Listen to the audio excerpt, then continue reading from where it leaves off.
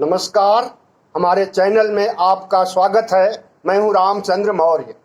साथियों, उदयपुर का कन्हैया कांड सुर्खियों में रहा, पूरे देश में चर्चा का विषय रहा। खास करके भारतीय जनता पार्टी के लोग, आरएसएस के लोग, विश्व हिंदू परिषद के लोग और तमाम हिंदू संगठनों के लोग जिस तरह से कन्हैया कांड को पूरे देश में उछाला था और मुसलमानों का विरोध किया था।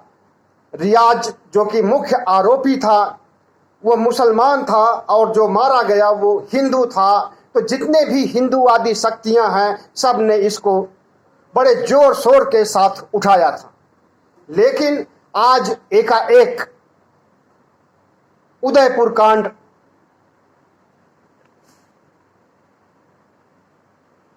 दूसरा मोड़ ले लिया और उसमें भारतीय जनता पार्टी फंसती हुई दिखाई दे रही है। जिस तरह से भारतीय जनता पार्टी का ये कार्यकर्ता रियाज अतारी ने कन्हैया को मारा है और उसके वीडियो भी बने हैं, अपलोड हुआ है सोशल मीडिया पर,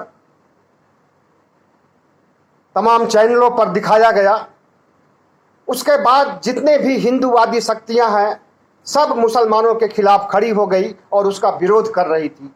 जंतर मंतर पर विश्व हिंदू परिषद के लोग इकट्ठा हो गए और उन्होंने आंदोलन किया।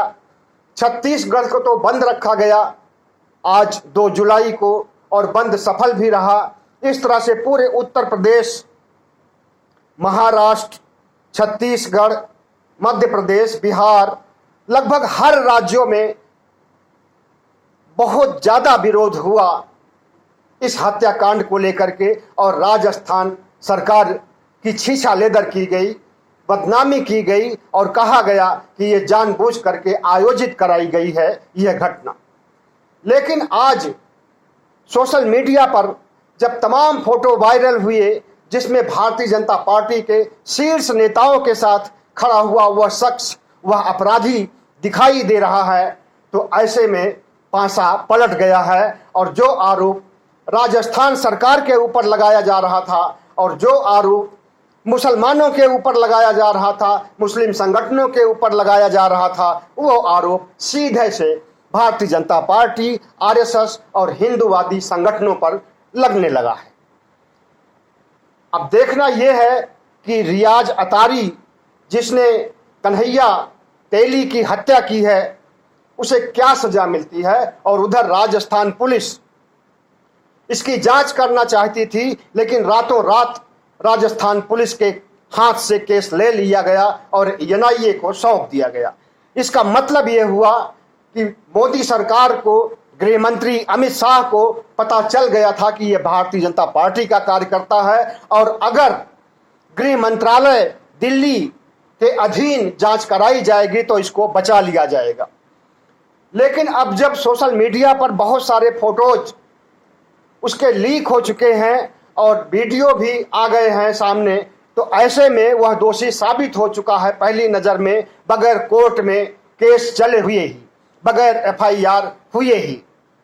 ऐसे में अब देखना यह है कि गुलाब चंद कटारिया जो भारतीय जनता पार्टी के राजस्थान के नंबर 1 नेता हैं, वसुंधरा राजे, पूर्व मुख्यमंत्री वसुंधरा राजे से भी बड़े नेता माने जा रहे हैं और वसुंधरा राजे के अगेंस्ट में इन्हें खड़ा किया गया है। और इतना ही नहीं बल्कि राजस्थान सरकार में, राजस्थान की विधानसभा में इन्हें विपक्ष का नेता चुना गया है।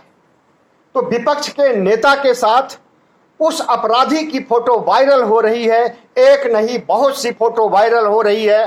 तो ऐसे में क्या कहा जा सकता है कि भारतीय जनता पार्टी ने राजस्थान में चुनाव के मद्देनजर हिंदू मुस्लिम करने के लिए मुसलमानों से हिंदू का कत्ल करवाया और उसके बाद पूरे देश में, राजस्थान में ही नहीं बल्कि पूरे देश में इसका विरोध किया जंतर मंतर पर और सारे राज्यों में विरोध हुआ। छत्तीसगढ़ को बंद रखा गया। इसकी फोटो सिर्फ गुलाब चंद कटारिया के साथ ही नहीं बल्कि अल्पसंख्यक मोर्चा के नेताओं के साथ भी फोटो वायरल हो रही है और उदयपुर के जिलाध्यक्ष भारतीय जनता पार्टी के जिला अध्यक्ष रविंद्र श्रीमाली के साथ भी इसकी फोटो पाई गई है।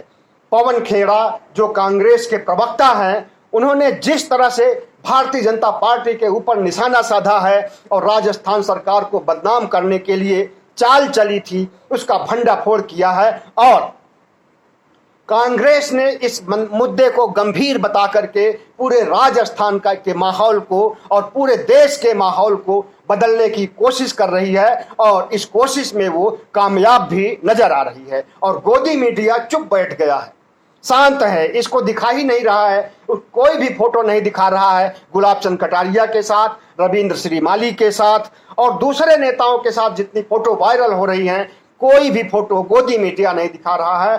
सोशल मीडिया पर और यूट्यूब मंच पर आपको ऐसी फोटोज देखने पर मिल जाएंगी और इसकी समीक्षा भी, विश्लेषण भी आपको निष्पक्ष रूप से यूट्यूब चैनलों पर ही मिलेगा और सोशल मीडिया में ही मिलेगा। गोदी मीडिया इस पर न डिबेट करेगी न इस पर खबर देगी, क्योंकि गोदी मीडिया मोदी सरकार के हाथों की कठपुतली है और जैसे वो नचाना चाहेंगे वैसे ही नाचेगी।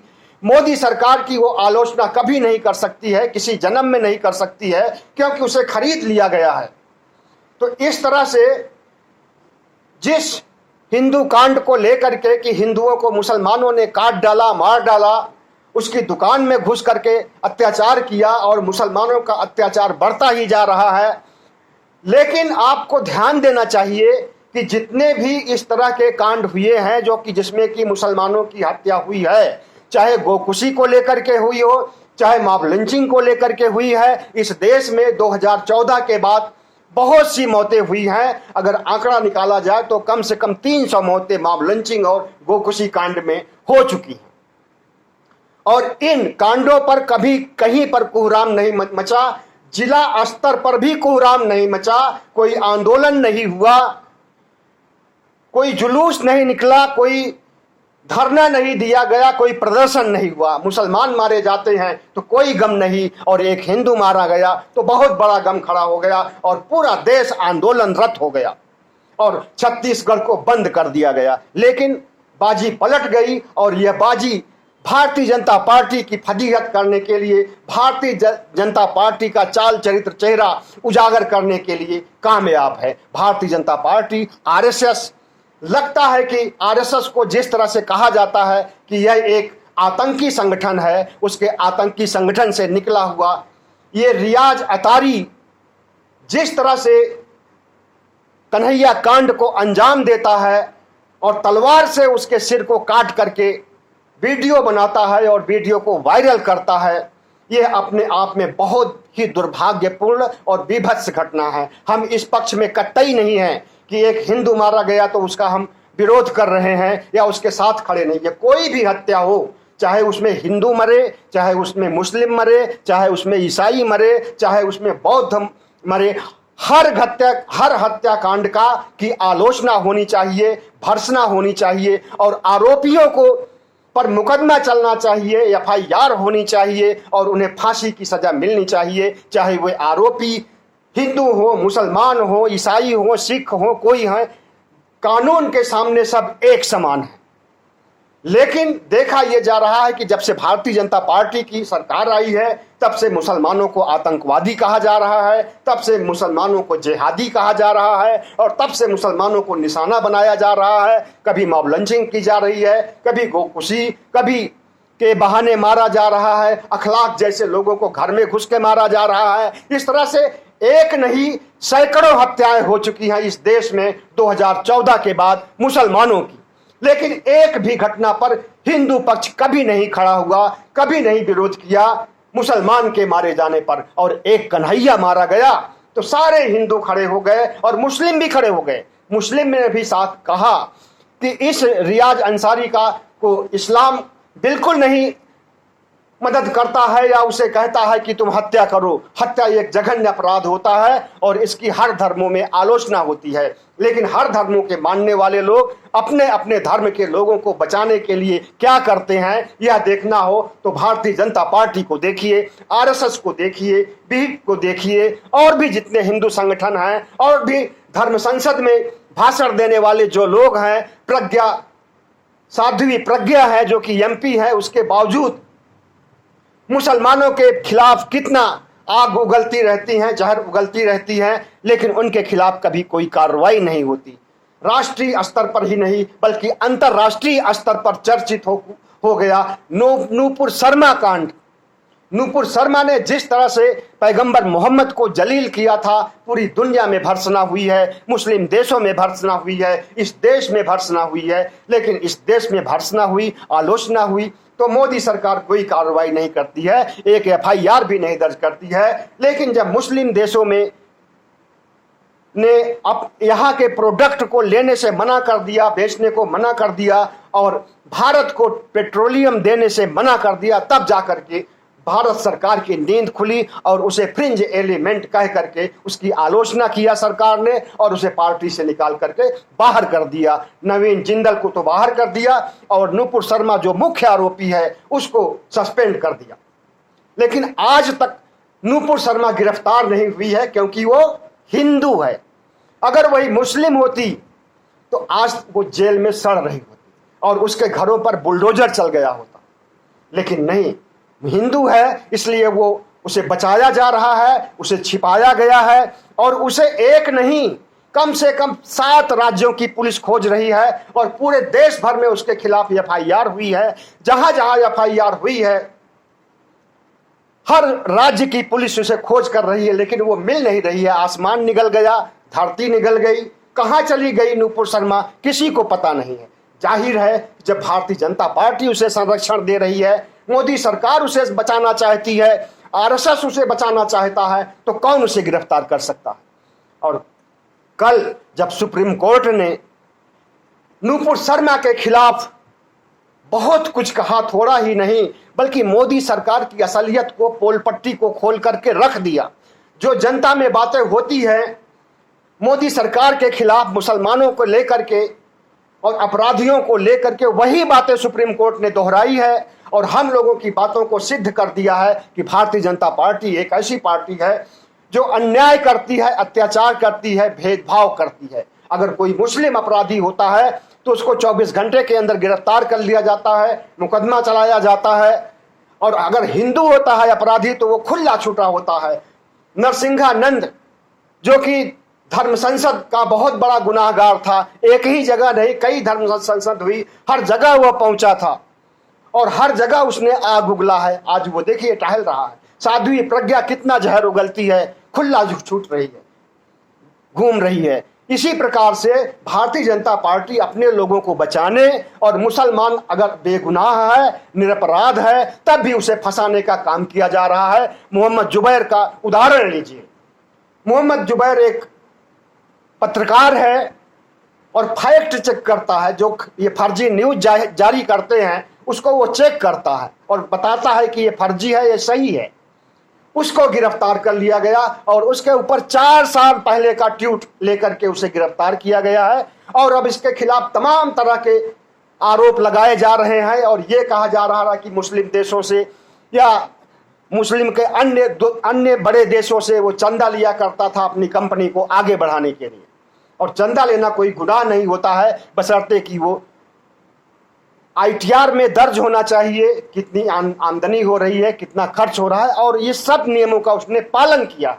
उसके बावजूद उसके पीछे एजेंसी पड़ी हुई है और उसे अब पुलिस रिमांड के बजाय 14 दिन की न्यायिक हिरासत में भेज दिया गया है।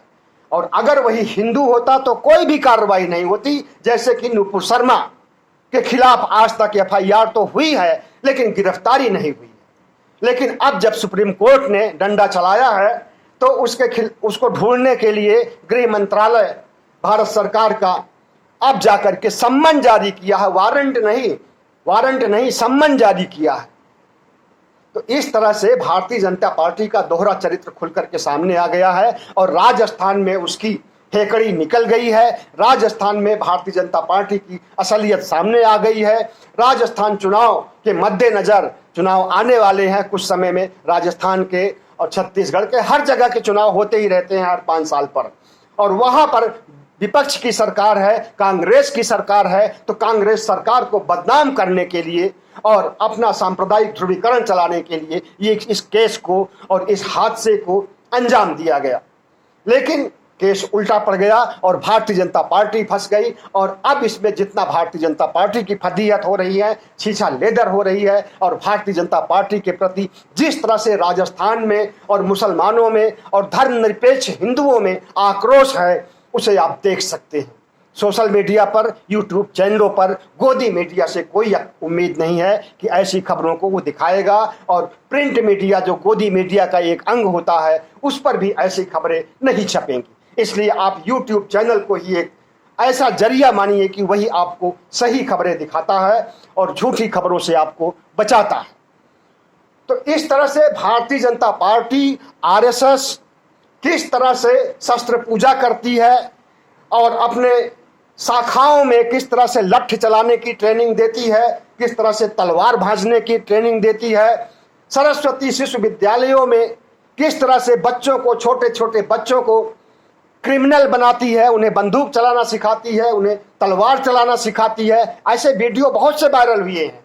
नोएडा के एक स्कूल के, सरस्वती शिशु मंदिर के स्कूल का भी वीडियो वायरल हुआ है, जिसमें लड़कियां, 10-12 साल की लड़कियां तलवार चलाना सीख रही हैं, बंदूक चलाना सीख रही हैं। और भारतीय जनता पार्टी और आरएसएस तो शस्त्र की पूजा करता है, और आरएसएस के जितने भी भगवान हैं सब शस्त्र के साथ ही लैस हैं। कोई भी भगवान ऐसा नहीं है, कोई भी देवी देवता ऐसा नहीं है जिसके पास की शस्त्र न हो। और तो शस्त्र वाली यह पार्टी एक आतंकवादी के रूप में खुल करके सामने आ गई है। कभी वो राजस्थान में आतंक मचाती है, कभी पूरे देश में सांप्रदायिक माहौल को खराब करती है, और कभी वह अंतर्राष्ट्रीय स्तर पर भी उसकी छीछा लेदर होती है और भारत की बदनामी होती है। इस तरह से साथियों, आपको भारतीय जनता पार्टी अगर कोई खबर लीक करे और गोदी मीडिया अगर कोई खबर आपको बताए तो समझ लीजिए कि वो झूठी खबर है। और अगर यूट्यूब चैनलों पर आप कोई खबर देखते हैं तो उसी पर विश्वास करें, क्योंकि इस समय भारतीय जनता पार्टी की, आरएसएस की, हिंदूवादी संगठनों की, गोदी मीडिया के प्रिंट मीडिया की क्रेडिबिलिटी बिल्कुल गिर चुकी है, और इन पर कोई विश्वास करने लायक नहीं रह गया है। और यही लोग हैं जो कि अपराध पहले करते हैं और उसके बाद उसे राष्ट्रीय स्तर पर उछालते हैं, भारत बंद करते हैं और जंतर मंतर पर धरना देते हैं, प्रदर्शन करते हैं। बीएसपी के लोगों ने जंतर मंतर पर धरना दिया था, प्रदर्शन किया था, और पूरे देश में इस तरह के दंगे प्रदर्शन हुए हैं पिछले 2-3 दिनों में, आपने देखा होगा। लेकिन अब जब खुलासा हो गया है और भारतीय जनता पार्टी फंस चुकी है, तो आप भारतीय जनता पार्टी से सवाल कीजिए कि ऐसा वो क्यों करती है, और वो कहीं मुंह दिखाने लायक नहीं रह गए हैं। अगर शर्मिंदा होने की बात है तो उन्हें चुल्लू भर पानी में डूब मरना चाहिए। बहुत बहुत धन्यवाद। हमारे चैनल को सब्सक्राइब कीजिएगा, लाइक कीजिएगा और शेयर कीजिए।